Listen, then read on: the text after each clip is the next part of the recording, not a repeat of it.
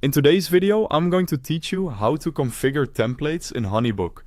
Template Settings 2026. First, open your web browser and head to honeybook.com. If you're not already signed in, log into your account. Enter your credentials as you normally would, and if you're prompted for any security verification, like a code sent to your device, go ahead and complete that.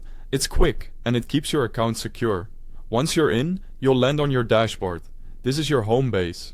Take a moment to notice the left-hand sidebar. That's your main navigation. You'll use it to jump between different parts of HoneyBook. For configuring templates, we'll be working from the Files section. Click Files on the left.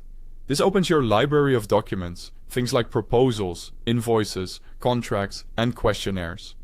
To see everything in one place, choose All Files.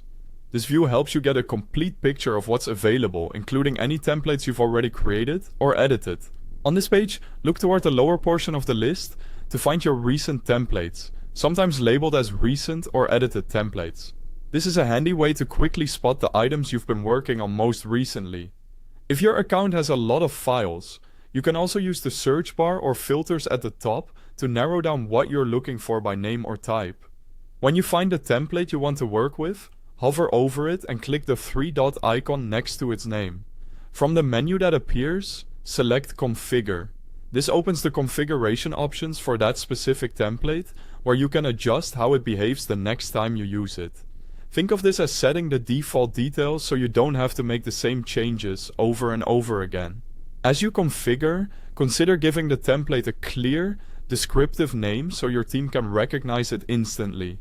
Review any placeholder text and make sure it uses the right smart fields for things like client name, project date, and pricing.